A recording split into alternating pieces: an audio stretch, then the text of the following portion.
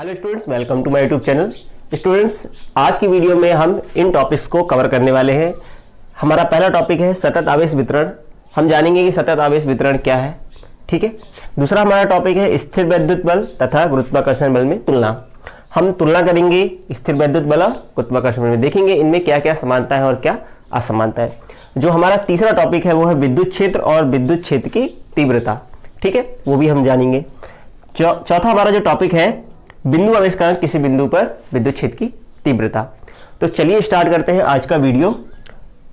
जो हमारा पहला टॉपिक है उससे, जिसका नाम है सतत आवेश वितरण। चलिए हेडिंग लगा लीजिए, सतत आवेश वितरण।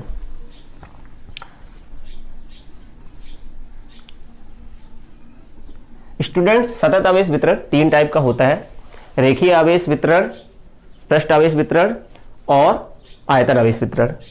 तो सतत आवेश वितरण जो हमारा पहला टॉपिक है, इसके तीन पार्ट हैं। कौन कौन से? पहला है रेखीय आवेश वितरण, रेखीय आवेश वितरण। दूसरा है रेखीय आवेश वितरण पृष्ठ आवेश वितरण। तीसरा जो है वो है आयतन आवेश वितरण, ठीक है। तो तीन हो गए: रेखीय आवेश वितरण, पृष्ठ आवेश वितरण और आयतन आवेश वितरण। चलिए एक करके हम तीनों को समझते हैं। सबसे पहले बात करते हैं हम रेखीय आवेश वितरण की। रेखीय आवेश वितरण क्या है?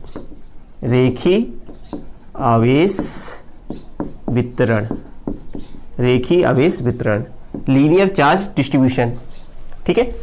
इसको इंग्लिश में कहते हैं linear charge distribution, linear charge distribution. अब रेखीय आवेश वितरण क्या है? जब किसी सीधे रेखीय चालक पर या किसी सीधे चालक पर आवेश का वितरण सतत रूप से निरंतर या लगातार होता है, हम उसे क्या कहते हैं? रेखीय आवेश वितरण। एक बार फिर से डेफिनेशन बोल रहा हूं। जब आवेश का वितरण किसी सीधे या हम बोल सकते हैं रेखीय चालक पर, रेखीय चालक मतलब होता है सीधा या वक्री, ठीक है, एक समान रूप से निरंतर होता है, तब हम उसे क्या कहते हैं? रेखीय आवेश वितरण कहते हैं, ठीक है। अब इसका मतलब जब कोई किसी सीधे चालक पर आवेश वितरित होगा तब हम वहां रेखीय आवेश वितरण की बात करेंगे। तो इससे एक परिभाषा आती है रेखीय आवेश घनत्व। रेखीय आवेश घनत्व क्या होता है? जब आवेश का वितरण किसी रेखीय चालक पर होता है तो हम वहां रेखीय आवेश घनत्व की बात करेंगे, है ना। तो किसी चालक की प्रति एकांक लंबाई पर, किसी चालक की प्रति एकांक लंबाई पर उपस्थित आवेश की मात्रा को रेखीय आवेश घनत्व कहते हैं। किसी चालक की प्रति एकांक लंबाई पर उपस्थित आवेश की मात्रा को हम क्या कहते हैं? रेखीय आवेश घनत्व कहते हैं। इसे लैम्ब्डा से प्रदर्शित करते हैं। इसका मात्रक, इसका SI जो मात्रक होता है वो होता है कूलाम प्रति मीटर, ठीक है। इसका ऐसे मतलब कूलाम प्रति मीटर होता है या होता है, ठीक है। मान लेते हैं एक L लंबाई का चालक है जिस पर आवेश एक समान रूप से निरंतर वितरित है, लगातार वितरित है। मान लेते हैं इस पर प्लस आवेश एक समान रूप से निरंतर वितरित है, ठीक है। अब अगर हम इस चालक की एक छोटा सा पार्ट ले लें, अल्पांश, इस चालक का इतना पार्ट ले लें, अल्पांश, इस अल्पांश की लंबाई हम dl ले रहे हैं। इस अल्पांश की लंबाई dl है और इस पर उपस्थित आवेश dq है। तो रेखीय आवेश घनत्व क्या हो जाएगा? रेखीय आवेश घनत्व कितना होगा? अगर हम इसके dl लंबाई पर dq आवेश है तो रेखीय आवेश घनत्व हो जाएगा dq/dl, क्योंकि dl लंबाई पर कितना आवेश है? dq, तो एकांक लंबाई पर कितना हो जाएगा? dq/dl। तो dq/dl को ही अपन क्या बोलेंगे? रेखीय आवेश घनत्व, प्रति एकांक लंबाई लिखा ना। चालक की प्रति इकाई लंबाई पर उपस्थित आवेश की मात्रा को हम क्या कहते हैं, रेखीय आवेश घनत्व कहते हैं। तो lambda is equal to D Q upon D L. तो यहाँ से अगर हम सॉल्व करें डी क्यू की वैल्यू क्या आएगी, D Q lambda D L हो जाएगा। इसको यहाँ क्रॉस मल्टीप्लाई कर देंगे तो D Q is equal to lambda into D L. अब यदि इस अल्पांश, ठीक है, अब इस अल्पांश से आर दूरी पर एक हम बिंदु ले लें, इस बिंदु P पर परीक्षण आवेश Q0 है जो यहाँ से R दूरी पर है। इस dl लंबाई के अल्पांश से R दूरी पर एक बिंदु P है जहाँ पर एक परीक्षण आवेश Q0 रखा है। तब इस पर इस अल्पांश का कितना बल लगेगा, ठीक है, ठीक है, अल्पांश के कारण या अल्पांश आवेश के कारण, अल्पांश आवेश dq के कारण परीक्षण आवेश Q0 पर बल कितना होगा, dF vector is equal to 1/4 pi epsilon dq into Q not upon R square into R vector. ठीक है, इतना बल लगेगा इस dl लंबाई के अल्पांश के कारण इस पर Q0 पर बल। ठीक है, तो इतना बल होगा। अब हम dq की वैल्यू को यहाँ इस dq is equal to lambda dl ये वैल्यू हम इधर पुट कर दे रहे हैं। तो df is equal to 1/4 pi epsilon not dq lambda dl q not upon R square, यहाँ आएगा r कैप, ये df वेक्टर है। अगर ये तो dl लंबाई के अल्पांश के कारण है, अगर हम पूरे चालक के कारण, इस l लंबाई के चालक के कारण हम इस q नॉट पर बल निकालना चाहें, ठीक है, तो तब रेखी चालक पर वितरित संपूर्ण आवेश के कारण Q नॉट पर बल कितना हो जाएगा, वो हो जाएगा F vector is equal to integration L 1/4 pi epsilon not lambda dl r square Q not r cap. अब इसमें से कुछ कांस्टेंट को हम बाहर कर दे रहे हैं। जो कांस्टेंट है, हमें क्या क्या कांस्टेंट दिख रहा है, Q not upon 4 pi epsilon not constant है, इंटीग्रेशन है, और हमारे पास, इसको मैं इधर लिख देता हूँ, इंटीग्रेशन से जो बाहर आ जाएंगे वो 1/4 पाई एप्सिलॉन नॉट ये बाहर आ जाएगा। अंदर क्या बचेगा, अंदर बचेगा lambda r square r cap और यहाँ dl और यहाँ पे l। तो हमारे पास ये फार्मूला होगा टोटल फोर्स का। इंटीग्रेशन से जो कांस्टेंट है Q नॉट कांस्टेंट है, 1/4 पाई एप्सिलॉन भी कांस्टेंट है, उसको बाहर कर दिया, जो अंदर बच गया उसको लिख दिया। तो ये हमारे पास फार्मूला आ गया। इधर पे जो हमारे पास F की वैल्यू आ रही है वो है F Q not upon 4 pi epsilon not integration L lambda upon R square R cap, यहाँ पे dl। ये टोटल फोर्स की वैल्यू है इस L लंबाई के चालक के कारण इस Q0 पर टोटल फोर्स। ठीक है, चलिए इसे नोट कर लीजिए। इसके बाद हम बात करेंगे पृष्ठ आवेश वितरण पर।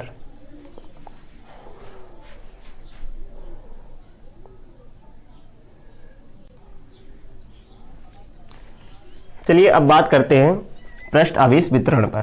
ठीक है, इसको रफ कर दे रहे।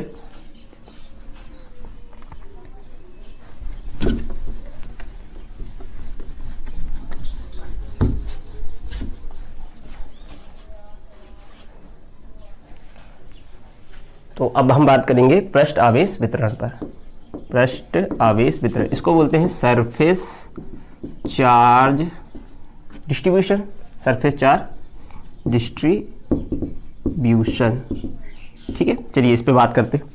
अब पृष्ठ आवेश वितरण क्या है, जिस तरह रेखीय आवेश वितरण क्या था, किसी कंडक्टर पे जो चार्ज फ्लो है ना, लीनियर कंडक्टर मतलब रेखी चालक पर जो आवेश वितरित होता है उसे हम रेखीय आवेश वितरण कहते हैं। इसी तरह जब आवेश का वितरण किसी पृष्ठ पर होता है, ठीक है, जब किसी पृष्ठ पर आवेश एक समान रूप से निरंतर वितरित होता है तो हम उसे क्या कहते हैं, पृष्ठ आवेश वितरण। एक बार और डेफिनेशन बोल देता हूँ, जब आवेश का वितरण किसी सतह पर या पृष्ठ पर एक समान रूप से निरंतर होता है तो हम उसे पृष्ठ आवेश वितरण कहते हैं।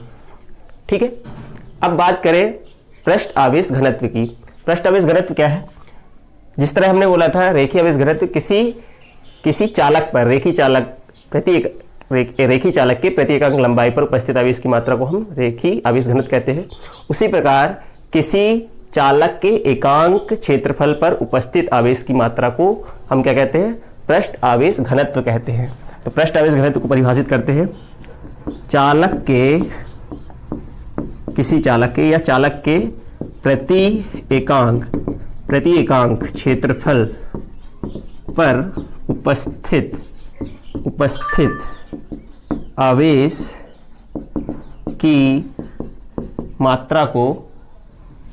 आवेश की मात्रा को चालक के प्रति एकांक क्षेत्रफल पर उपस्थित आवेश की मात्रा को हम क्या कहते हैं?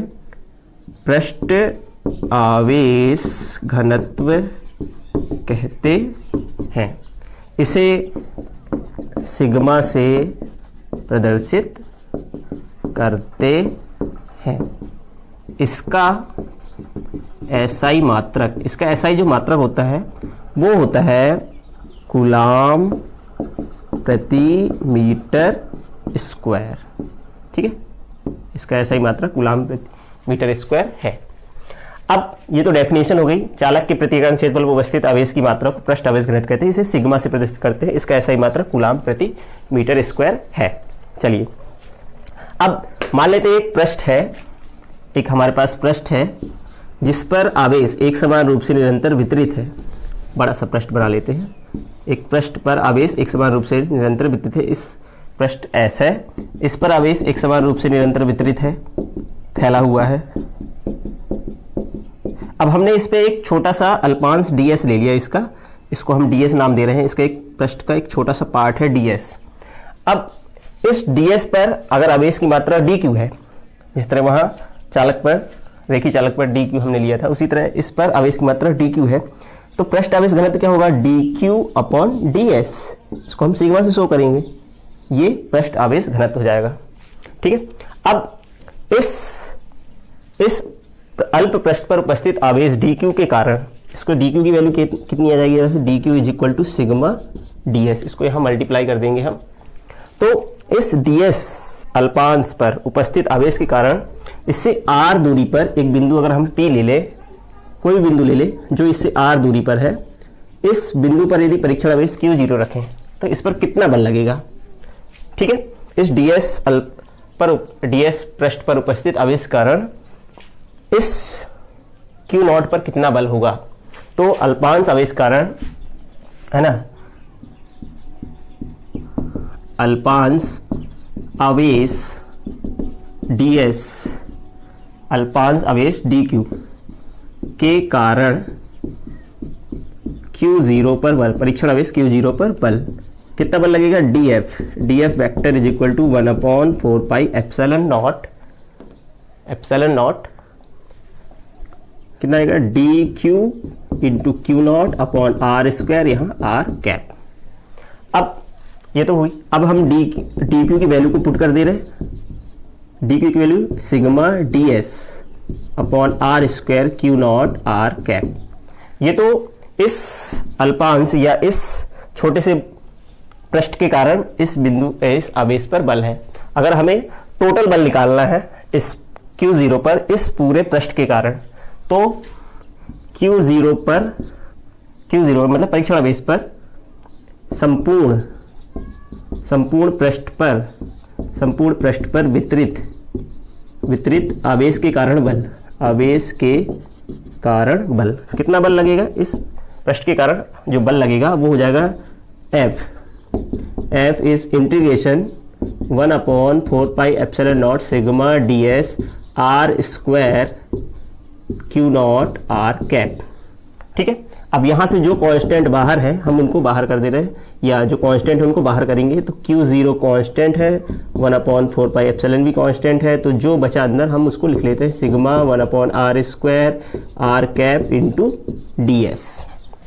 ये हमारा जो टर्म्स हैं बची हुई हैं उनको अंदर, अब बाकी जो कांस्टेंट है उसको बाहर। तो ये नेट फोर्स हो जाएगा, या टोटल फोर्स होगा इस पृष्ठ के कारण इस परीक्षण आवेश पर, परीक्षण आवेश Q0 पर। ठीक है, इस तरह हम निकाल सकते हैं।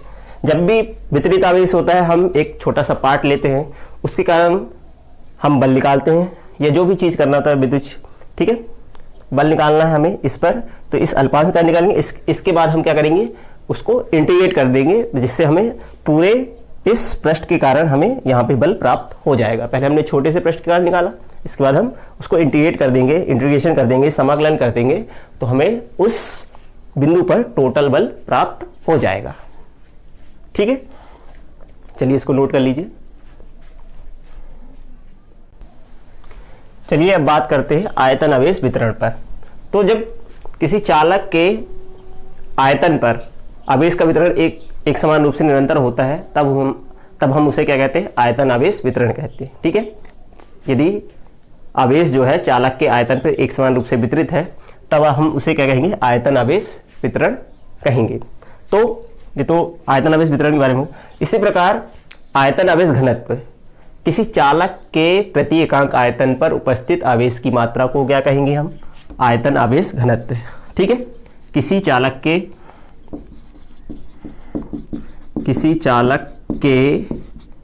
प्रति एकांक आयतन में उपस्थित आवेश की मात्रा को, किसी चालक के प्रति एकांक आयतन में उपस्थित आवेश की मात्रा को हम क्या कहते हैं, आयतन आवेश घनत्व कहते हैं। ठीक है, इसे हम रो से प्रदर्शित करते हैं, रो से प्रदर्शित करते हैं। इसका SI मात्रक, इसका SI जो मात्रक होता है वो होता है कूलाम प्रति मीटर क्यूब। ठीक है, होता है। ठीक है, ये इसका SI मात्रक। अब यदि कोई ऑब्जेक्ट है, ये वस्तु है जो त्रिविमीय है, या ठीक है, जिसमें कुछ आयतन है, उस पर आवेश एक समान रूप से निरंतर वितरित है। ठीक है, ये हमारी एक वस्तु है त्रिविमीय। ठीक है, इस पर यदि आवेश वितरित है एक समान रूप से निरंतर, ठीक है, तो यहाँ से एक समान रूप से इस पर आवेश वितरित है, हम मान ले रहे हैं। तो अगर इसका आयतन भी है, इसके dv आयतन पर, इसका हम छोटा सा पार्ट ले लें, इस dv भाग में आवेश का मान dq है। यदि इस dv भाग में आवेश की मात्रा dq है, तब आयतन आवेश घनत्व क्या होगा, dq/dv। ये हो जाएगा हमारे पास सिग्मा ए, रो की वैल्यू। रो मतलब आयतन आवेश घनत्व। ठीक है, ये इस आयतन पर आवेश की मात्रा dq है, तो dq/dv क्या हो जाएगी हमारे लिए रो मतलब आयतन आवेश घनत्व। अब इस अल्प आयतन के कारण, इस अल्प आयतन में उपस्थित आवेश कारण, इससे r दूरी पर यदि हम एक बिंदु ले लें P, उस पर परीक्षण आवेश हम Q0 रख दें जो r दूरी पर है, तो इस पर कितना बल लगेगा, इस dv अल्पांश के कारण इस पर परीक्षण आवेश Q0 पर बल, तो अल्पांश आवेश dq के कारण Q0 पर बल, Q0 पर बल कितना होगा, dF vector is equal to 1/4πε0 dq, ठीक है, dq into Q0/r² into r cap. यहाँ से हम dq की वैल्यू निकाल सकते हैं, dq is equal to rho into dv। ठीक है, अब इस dv की वैल्यू को हम इधर पुट कर दे रहे हैं, 1/4πε0 सिग्मा रो dv Q0/r² into r cap. ये तो इस अल्प आयतन कह रहे हैं, इस पर बल है।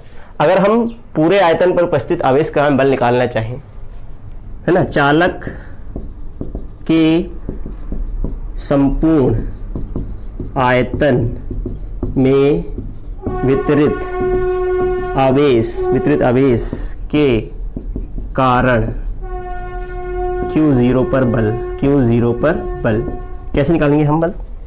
हमें बल निकालना है तो हम क्या करें, इंटीग्रेट कर देंगे तो टोटल बल आ जाएगा integration V 1/4πε0 rho D V upon R square Q0 और यहाँ R कैप।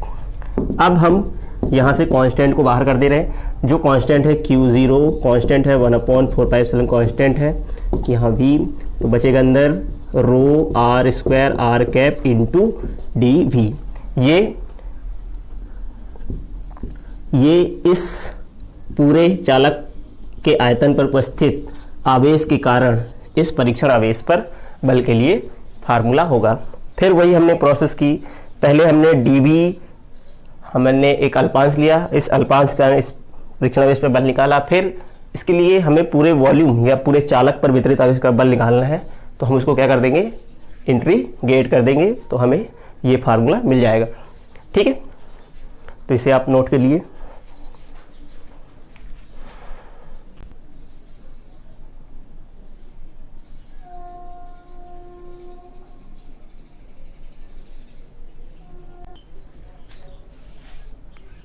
चलिए अब स्थिर वैद्युत बल और गुरुत्वाकर्षण बल में तुलना करते हैं। तो स्थिर वैद्युत बल हम देखें इलेक्ट्रॉन और प्रोटॉन के बीच में कितना इलेक्ट्रोस्टैटिक फोर्स होगा। अगर हम फार्मूला यूज़ करें एफ ई निकालना चाहें 1/4πε0 QE QP upon R square, इसकी वैल्यू हमें पता है 9 × 10⁻⁹। QE की वैल्यू पता है हमें 1.6 × 10⁻⁻19। प्रोटॉन पे भी इतना ही होता है 1.6 × 10⁻19 अपॉन आर स्क्वायर। ये तो हो गया एफ ई। सिमिलरली अगर हम एफ जी की बात करें, ग्रेविटेशनल फोर्स हम निकालना चाहते हैं जी एम ई इलेक्ट्रॉन का मास और M P upon R square, तो क्या वैल्यू हमें मिलेगी।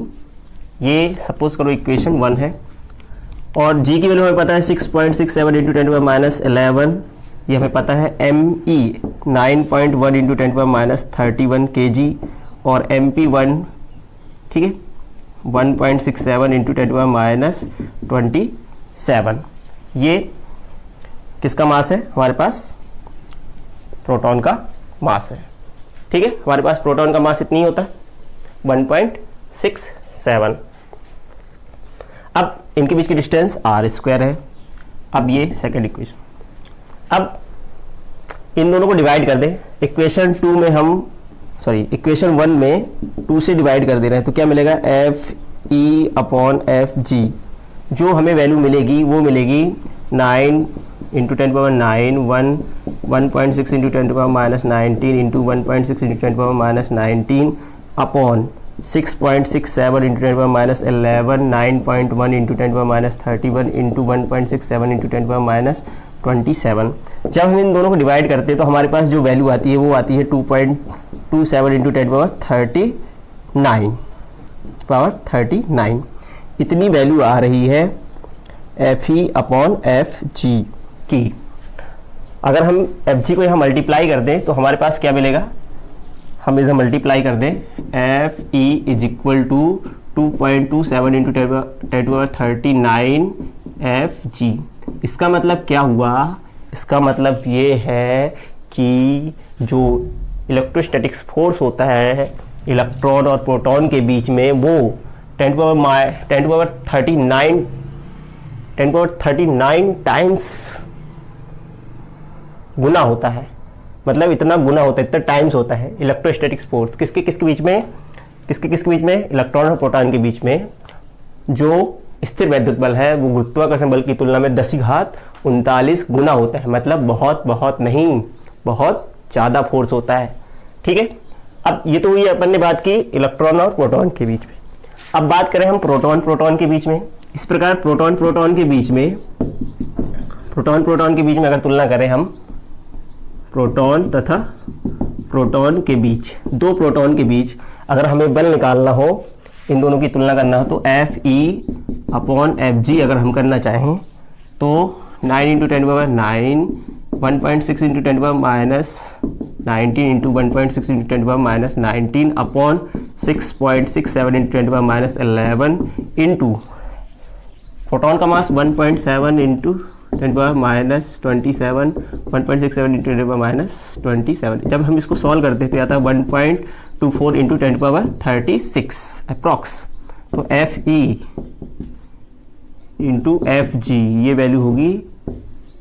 ठीक है, इसका मतलब क्या हुआ, जो प्रोटॉन प्रोटॉन के बीच में जो स्थिर वैद्युत बल होता है वो गुरुत्वाकर्षण बल की तुलना में 10 की घात 36 गुना ज़्यादा होता है। इसी प्रकार अगर हम इलेक्ट्रॉन और इलेक्ट्रॉन के बीच में हम स्थिर वैद्युत बल और गुरुत्वाकर्षण बल की तुलना करें तो हमें क्या मिलेगा के बीच, अगर हम इन दोनों की तुलना करें तो F E upon F G जो होगा वो 9 into 10 power 9 1.6 into 10 power minus 19 into 1.6 into 10 power minus 19 upon F G अगर हमें निकालना है, मतलब ग्रेविटेशनल फोर्स निकालना है इलेक्ट्रॉन इलेक्ट्रॉन के बीच में, तो 6.67 into 10 power minus 11 into 9.1 into 10 power minus 31 into 9 into 10 power minus 31। ठीक है, क्योंकि हम यहाँ पे इलेक्ट्रॉन का मास लेंगे और यहाँ इलेक्ट्रॉन पे चार्ज लेंगे। जब हम इसको सॉल्व करते हैं तो ये आता है 4.17 into 10 power 42। F E is equal to 4.17 into 10 to power 42 F G. इसका मतलब जो इलेक्ट्रॉन और इलेक्ट्रॉन के बीच में जो इलेक्ट्रोस्टैटिक्स फोर्स है वो गुरुत्वाकर्षण बल की तुलना में 10 की घात 42 गुना ज़्यादा है।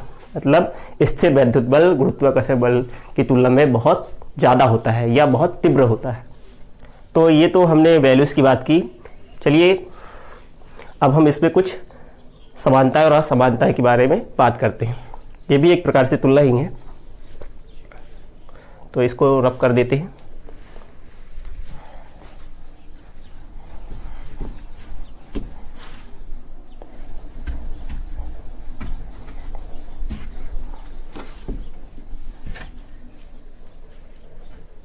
तो अब हम तुलना कर लेते हैं स्थिर वैद्युत बल और गुरुत्वाकर्षण बल में। स्थिर वैद्युत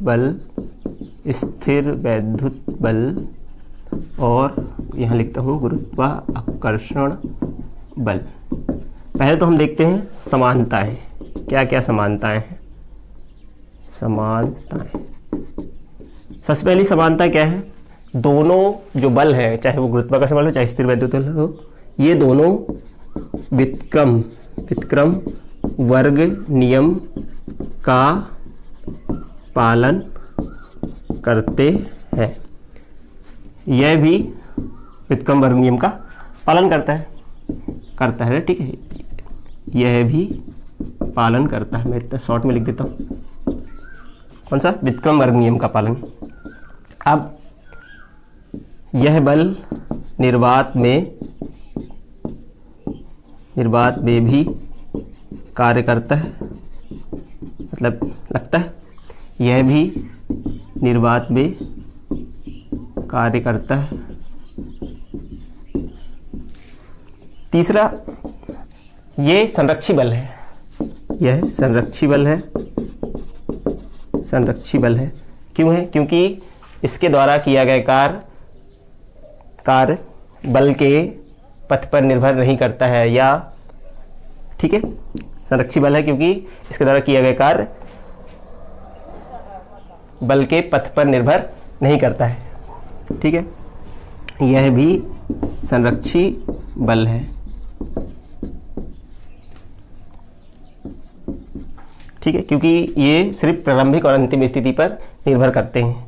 पूरा हमने किस मेथड से कार्य किया उस पर निर्भर नहीं किया, कार्य के रास्ते पर निर्भर नहीं करता है। ठीक है, इसके द्वारा किया कार्य रास्ते पर निर्भर नहीं करता, इसलिए संरक्षी बल है। इसी प्रकार यह कैसा बल है, यह केंद्रीय बल है। केंद्रीय बल क्यों है? केंद्रीय बल इसलिए है क्योंकि डेफिनेशन है, क्योंकि केंद्रीय बल की डेफिनेशन के अनुसार जब दो बल या दो वस्तु के बीच बल उनको मिलाने वाली रेखा के अनुदिश कार्य करते हैं तो उन्हें हम केंद्रीय बल कहते हैं। तो केंद्रीय बल इसलिए है क्योंकि स्थिर वैद्युत बल भी दो आवेशित वस्तुओं को मिलाने वाली रेखा के अनुदिश कार्य करता है। इसी प्रकार गुरुत्वाकर्षण बल भी दो द्रव्यमानों को मिलाने वाली रेखा के अनुदिश कार्य करता है। तो ये केंद्रीय बल है, यह भी केंद्रीय बल है। अब चलिए देख लेते हैं स्थिर वैद्युत बल और गुरुत्वाकर्षण बल में क्या असमानताएं हैं। तो असमानताएं, सबसे पहली असमानता क्या है कि यह जो बल होता है, कौन सा, स्थिर वैद्युत बल, हम लोग देख चुके हैं ये आकर्षण का भी होता है और प्रतिकर्षण का भी, लेकिन जो गुरुत्वाकर्षण बल होता है वो केवल आकर्षण का होता है। तो यह बल आकर्षण या प्रतिकर्षण प्रकृति का हो सकता है या होता है। यह केवल आकर्षण प्रकृति का होता है। ठीक है, ये पहली असमानता है। दूसरी असमानता की बात करें कि यह आवेशों के बीच के माध्यम पर निर्भर करता है। ठीक है, यह आवेशों के बीच के माध्यम पर निर्भर करता है। वहीं बात करें हम गुरुत्वाकर्षण बल की, यह द्रव्यमानों के बीच के माध्यम पर निर्भर नहीं करता है। यह द्रव्यमानों के बीच के माध्यम पर निर्भर नहीं करता है। ठीक है, ये दूसरी असमानता है। तीसरी अगर हम देखें, यह बल, जैसे कि हम लोग देख चुके हैं, यह बल बहुत तीव्र होता है। हम लोग देख रहे थे इलेक्ट्रॉन और प्रोटॉन के बीच में जो गुरुत्वाकर्षण बल होता है, स्थिर वैद्युत बल होता है, वो गुरुत्वाकर्षण बल से 10⁻39 गुना ज़्यादा होता है। मतलब हर तीनों ही स्थितियों में हम लोगों ने देखा था ये बल बहुत तीव्र होते हैं। यह बल बहुत तीव्र होते हैं, बहुत तीव्र होते हैं। यह दुर्बल होते हैं। ठीक है, यह बल दुर्बल होते हैं। किसकी तुलना में? स्थिर वैद्युत बल की तुलना में। ये तो हम लोगों ने बात की समानताएं और असमानताओं की। अब इसके बाद हमारा अगला टॉपिक क्या है? विद्युत क्षेत्र और विद्युत क्षेत्र की तीव्रता। तो इसे नोट कर लीजिए। इसके बाद हम विद्युत क्षेत्र और विद्युत क्षेत्र की तीव्रता पढ़ेंगे।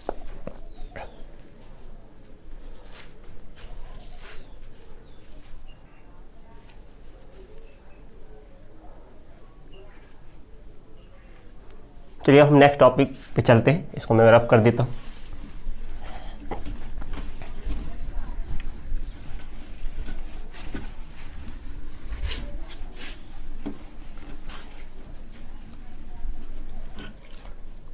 तो हमारा नेक्स्ट जो टॉपिक था वो था विद्युत क्षेत्र। विद्युत क्षेत्र। तो विद्युत क्षेत्र क्या है? कोई भी आवेश, किसी आवेश के चारों ओर एक क्षेत्र होता है। जैसे कोई आवेश है Q, इस आवेश के चारों ओर एक क्षेत्र होगा जहां पर हम दूसरे आवेश को लाएंगे। सपोज करो Q0 एक आवेश है, Q0 एक आवेश है, इसको हम लाएंगे तो ये वाला आवेश इस आवेश पे बल लगाएगा। इस आवेश को हम बोलते हैं स्रोत आवेश और इस आवेश को बोलते हैं हम परीक्षण आवेश। तो किसी आवेश के चारों ओर एक क्षेत्र होता है जहां पर हम अन्य आवेश को लाते हैं तो वह क्या करता है? बल का अनुभव करता है। इस आवेश के चारों ओर एक क्षेत्र है जहां पर इस आवेश को हम लाएंगे, परीक्षण आवेश को लाएंगे, तो ये वाला स्रोत आवेश परीक्षण आवेश पे बल लगाता है। इस क्षेत्र को हम क्या कहते हैं? विद्युत क्षेत्र। तो किसी आवेश के चारों ओर का वह क्षेत्र जहां तक वह अन्य आवेश पर बल लगा सकता है, या हम बोल सकते हैं अन्य आवेश बल का अनुभव करता है, उसे हम क्या कहते हैं? विद्युत क्षेत्र। ठीक है, ठीक है। तो डेफिनेशन हम लिख देते हैं। किसी आवेश के चारों ओर का वह क्षेत्र जहाँ तक वह अन्य आवेश पर बल आरोपित कर सकता है या लगा सकता है, बल लगा सकता है, उसे उस आवेश, उसे उस आवेश का विद्युत क्षेत्र कहते हैं, विद्युत क्षेत्र कहते हैं। ये तो हो गई विद्युत क्षेत्र की बात। अब हम बात करें विद्युत क्षेत्र की तीव्रता कि हमें कैसे पता चलेगा कि विद्युत क्षेत्र कितना है ना, किस जगह पे कितना है। अलग अलग आवेश के लिए विद्युत क्षेत्र भी अलग अलग होगा। तो अब हम बात करें विद्युत क्षेत्र की तीव्रता, विद्युत क्षेत्र की तीव्रता, क्योंकि विद्युत क्षेत्र की तीव्रता ही बताएगी कि कहाँ पे विद्युत क्षेत्र ज़्यादा है और कम है। ठीक है, अब इसको डिफाइन कैसे गया है, जैसे हम बात कर रहे थे अभी, इस परीक्षण आवेश पर ये स्रोत आवेश बल लगा रहा है, तो एकांक आवेश पे कितना बल लगेगा, क्यू मान लेते हैं, ये जो एफ क्यू है, क्यू नॉट पे एफ बल लगा रहा है, तो क्यू जीरो पर एफ बल लग रहा है, क्यू जीरो आवेश पर, परीक्षण आवेश पर एफ बल लग रहा है, तो एकांक आवेश पे कितना बल लगेगा, क्यू जी, एकांक आवेश पे बल लगेगा एफ अपॉन क्यू जीरो।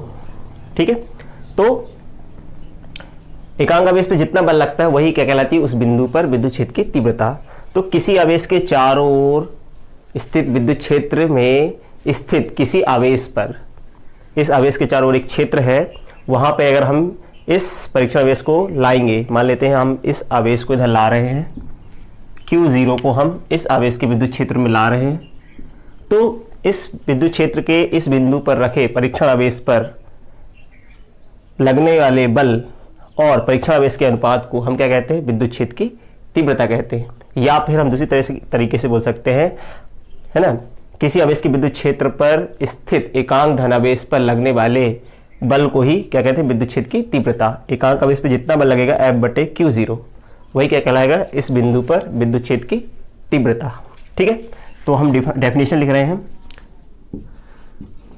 विद्युत क्षेत्र के किसी बिंदु पर विद्युत क्षेत्र की तीव्रता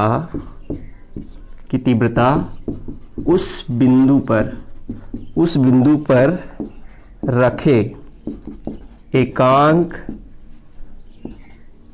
परीक्षण धनावेश पर लगने वाले बल के बराबर होती है। इसे ई से प्रदर्शित करते हैं। ठीक है, डेफिनेशन समझ में आ रही। मान लेते हैं, माना परीक्षण आवेश Q0 पर विद्युत क्षेत्र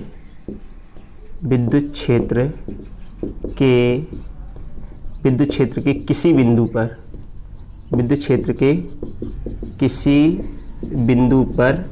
बल F लग रहा है या आरोपित हो रहा है। हमारा परीक्षण आवेश Q0 पर विद्युत क्षेत्र के किसी बिंदु पर F बल लग रहा है। ठीक है, माना परीक्षण आवेश Q0 पर विद्युत क्षेत्र के किसी बिंदु पर F बल लग रहा है, तो उस बिंदु पर विद्युत क्षेत्र की तीव्रता कितनी होगी, विद्युत क्षेत्र की तीव्रता वो होगी E = F अपॉन Q0। ठीक है, विद्युत क्षेत्र के किसी बिंदु पर विद्युत क्षेत्र की तीव्रता उस बिंदु पर रखे एकांक परीक्षण धनावेश पर लगने वाले बल के बराबर होती है। इसे ई से प्रदर्शित करते हैं। माना परीक्षण आवेश Q0 पर विद्युत क्षेत्र के किसी बिंदु पर F बल लग रहा है, तो उस बिंदु पर विद्युत क्षेत्र की तीव्रता F बटे Q0 होगी। ठीक है, या फिर हम इसकी डेफिनेशन और दूसरी लिख सकते हैं कि विद्युत क्षेत्र के किसी बिंदु पर विद्युत क्षेत्र की तीव्रता उस बिंदु पर रखे परीक्षण आवेश पर लगने वाले बल और परीक्षण आवेश के अनुपात के बराबर होती है। ये दूसरी डेफिनेशन हो जाएगी। बाकी तो हमने ये बता दिया है कि विद्युत क्षेत्र के किसी बिंदु पर विद्युत क्षेत्र की तीव्रता उस बिंदु पर रखे एकांक परीक्षण धनावेश पर लगने वाले बल के बराबर होती है। ठीक है, ये दो डेफिनेशन हो गई। अब बात करें हम इसकी, तो विद्युत क्षेत्र की तीव्रता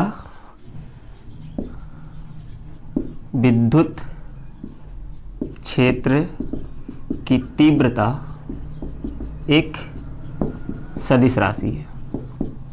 ठीक है, एक सदिश राशि है। अब सदिश राशि है तो इसकी दिशा कहाँ होगी?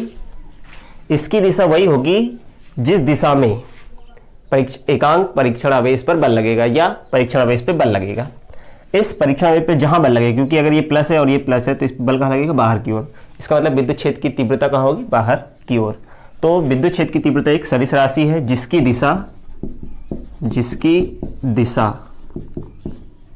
दिशा परीक्षण धनावेश पर लगने वाले बल की दिशा में होती है। ठीक है, के मात्रक की। तो E का मात्रक कैसे निकलेगा? इस सूत्र से E is equal to F बटे क्यू जीरो। इसका मात्रक, तो E का मात्रक निकालना है तो E का मात्रक इज इक्वल टू एफ का मात्रक बटे क्यू का मात्रक, क्यू जीरो का मात्रक। तो एफ का मात्रक क्या है? न्यूटन और क्यू का मात्रक हो गया कूलॉम। तो न्यूटन पर कूलॉम। ठीक है, या हम इसको बोलते हैं एनसी इनवर्स लगा देंगे, सी ऊपर चला जाएगा तो एनसी इनवर्स, न्यूटन प्रति कूलॉम, न्यूटन पर कूलॉम। ये तो इसका मात्रक हुआ। अब बात करें इसके विमीय सूत्र की, तो ई का विमीय सूत्र बहुत इंपॉर्टेंट है। विमीय सूत्र और मात्रक बोर्ड के लिए, तो इसलिए हमें इनको याद करना है। समझ में तो आ गया निकालना कैसे है और याद भी रखना है। अब ई का विमीय सूत्र, तो ई का विमीय सूत्र कैसे निकलेगा? ई का विमीय सूत्र निकालने के लिए हमें ई इज इक्वल टू हमारे पास है एफ बटे क्यू। तो एफ का विमीय सूत्र बटे क्यू जीरो का विमीय सूत्र। तो एफ का विमीय सूत्र होता है एम एल टी की पावर -2, ये हमें याद होना चाहिए। और आवेश का विमीय सूत्र पहले ही बता चुके हैं ए टी। तो चलिए इसको सॉल्व कर लेते हैं। तो एम एल टी की पावर, टी ऊपर चला जाएगा तो -3 हो जाएगा और ए भी ऊपर जाएगा तो इनवर्स।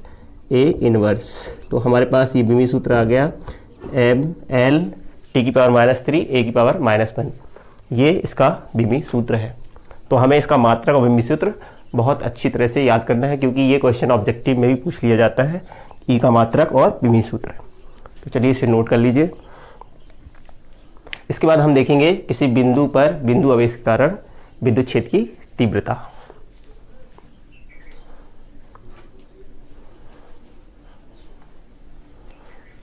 तो चलिए मैं इसको रब कर देता हूं।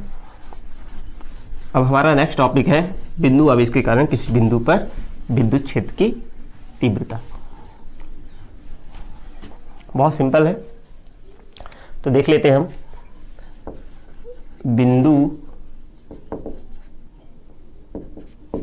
बिंदु आवेश के कारण किसी बिंदु पर विद्युत क्षेत्र की तीव्रता। ठीक है, बिंदु आवेश के कारण किसी बिंदु पर विद्युत क्षेत्र की तीव्रता। तो मान लेते हैं एक हमारे पास आवेश है प्लस क्यू, इससे आर दूरी पर एक बिंदु P है जहां पर हमें विद्युत क्षेत्र की तीव्रता निकालनी है। इस बिंदु आवेश के कारण इस बिंदु पर विद्युत क्षेत्र की तीव्रता निकालनी है। तो हमारे पास विद्युत क्षेत्र की तीव्रता का सूत्र है एफ बटे क्यू जीरो। तो सबसे पहले हम क्या करेंगे, इस बिंदु पर निकालना है तो हम इस बिंदु पर एक परीक्षण आवेश को लाएंगे। तो हम इस बिंदु पर परीक्षण आवेश क्यू जीरो को रखते हैं। ठीक है, तो माना प्लस क्यू एक बिंदु आवेश है, इससे आर दूरी पर एक बिंदु P है जहां पर हमें विद्युत क्षेत्र की तीव्रता की गणना करनी है। ठीक है, तो इसके लिए हम बिंदु P पर परीक्षण आवेश क्यू जीरो को रखते हैं। अब इस पर कितना बल लगेगा? इस आवेश प्लस क्यू आवेश के कारण बिंदु P पर रखे परीक्षण आवेश Q0 पर बल कितना लगेगा? F is equal to 1/4πε0 Q into Q0 upon R square. ये बल लगेगा इस पर, इस Q0 पर बल। अब हमें विद्युत क्षेत्र की तीव्रता निकालनी है। तब बिंदु P पर विद्युत क्षेत्र की तीव्रता कितनी आएगी? विद्युत क्षेत्र की तीव्रता, सूत्र से विद्युत क्षेत्र की तीव्रता E = F/Q0। तो ये ठीक है, ये E = F/Q0। अब समीकरण 2 में F का मान रखने पर, F का मान समीकरण 1 से रखने पर, F का मान समीकरण 1 से रखने पर तो हमें क्या मिलेगा? इसे हम रब कर देते हैं। तो हमें मिलेगा E = F की वैल्यू है 1/4πε0 Q0/R²/Q0। ये F की वैल्यू यहाँ पुट कर देंगे, तो यहाँ से Q0 से Q0 कैंसिल हो जाएगा, तो E = 1/4πε/Q/R²। इसका ये यूनिट हमें पता है न्यूटन पर कूलाम। ठीक है, हम लोग निकाल चुके हैं। तो किसी बिंदु आवेश का विद्युत क्षेत्र की तीव्रता का सूत्र होता है 1/4πε/Q/R²। अब ध्यान दीजिए, यहाँ पे Q0 नहीं है, अर्थात किसी बिंदु पर विद्युत क्षेत्र की तीव्रता परीक्षण आवेश पर निर्भर नहीं करती है। वो किस पर निर्भर करती है? वह केवल स्रोत आवेश पर निर्भर करती है, इस परीक्षण आवेश पर निर्भर नहीं करती। यहाँ पे 10 कूलाम रखें, 50 कूलाम रखें, 1000 कूलाम रखें, इससे कोई फर्क नहीं पड़ता। वो तीव्रता किस पर निर्भर करेगी? परीक्षण आवेश पर स्रोत आवेश पे निर्भर करेगी। ठीक है, तो हम नोट करके लिख लेते हैं। किसी बिंदु पर विद्युत क्षेत्र की तीव्रता, किसी बिंदु पर विद्युत क्षेत्र की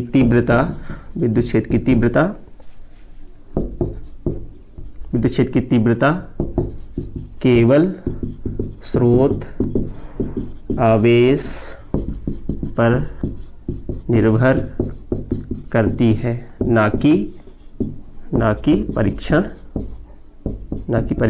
आवेश पर। ये बहुत इंपॉर्टेंट पॉइंट है। ठीक है, ये हमें पॉइंट को याद रखना है और सूत्र भी याद रखना है। E = 1/4πε/Q/R²।